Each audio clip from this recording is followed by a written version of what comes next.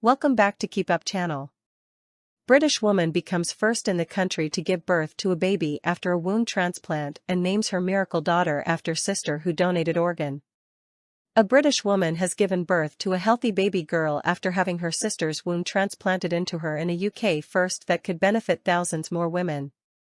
Grace Davidson, 36, who was born without a womb, and husband Angus, 37, have described welcoming baby Amy Isabel into the world on the February 27 as the greatest gift we could ever have asked for. A team of 20 doctors and nurses were on hand for the caesarean section birth at Queen Charlotte's and Chelsea Hospital in London, in case of complications, but Amy was born healthy, weighing 2.06 kilograms, 4.5 pounds, and needed no specialist care. Grace, a dietitian from North London, described holding her baby for the first time as beyond amazing. It was without any doubt the best day of our lives. Full of joy, so much happiness and tears, she told the Daily Mail. I had longed to be a mum for so long. The baby has been named in honor of Grace's sister Amy Purdy, 42, a mother of two who donated her womb to her sister in February 2023. Amy endured 8 hours of surgery and weeks of recovery to donate her womb, but described giving the couple the chance to have a baby as a huge privilege. The baby's middle name honors Isabel Quiroga, a consultant from the transplantation and endocrine surgery at the Churchill Hospital, Oxford, who co-led the marathon 17-hour surgery to extract and implant the donated womb. Miss Quiroga, who was present at the delivery, broke down in tears in the operating theatre when the couple told her of their name plan. Professor Richard Smith, a consultant gynecological surgeon at Imperial College Healthcare NHS Trust in London, who co-led the operation with Miss Quiroga, said the birth offered new hope for thousands of women in the UK who would otherwise never have the opportunity to experience the joy of motherhood. It was also revealed that the team has now carried out 3 more womb transplants on women over the past 2 years, this time using wombs donated by deceased donors, another UK first.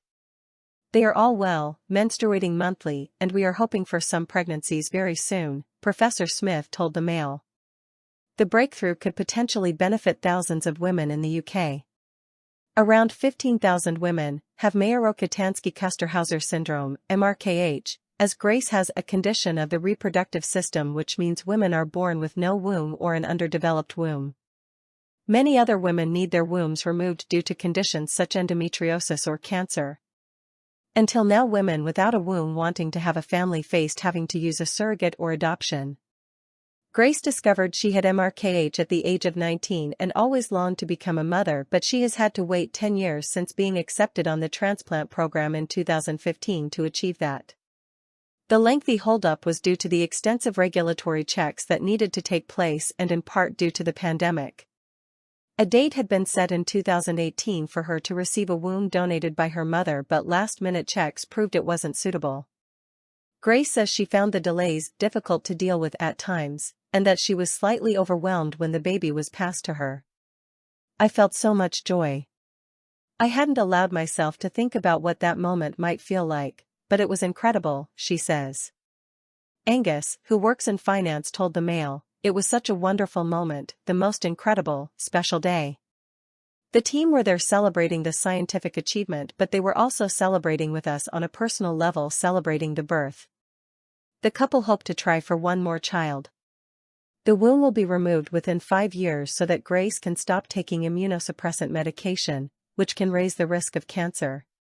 With so much resting on the outcome, Professor Smith says he did not sleep through the night once in the last 3 months before that baby was born.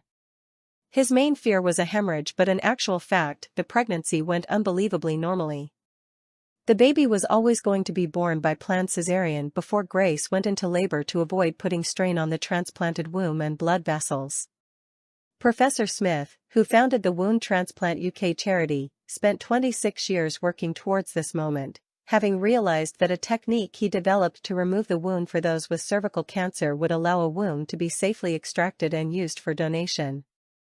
Every week I meet women in my clinic who are born without a womb or who have needed their surgically removed and consumed with deep longing to carry their own biological child, he says. It is witnessing these women's pain that has kept me pushing on for 26 years to be able to offer them an option of a womb transplant.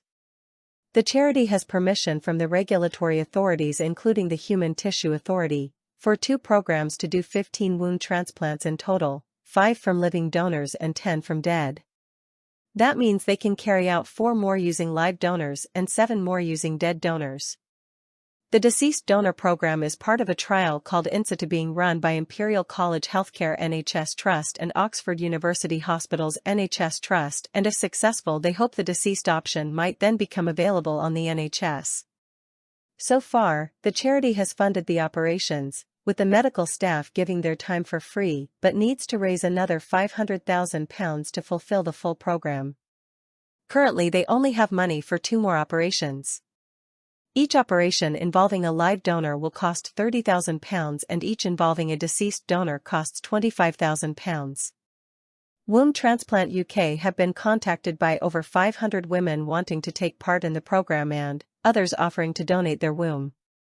Only those who qualify for NHS care, who live in the UK and are aged between 24 and 40, or 42, if their embryos were frozen before the age of 38, having frozen embryos is another requisite, can be considered as patients for either of the 2 transplant programs.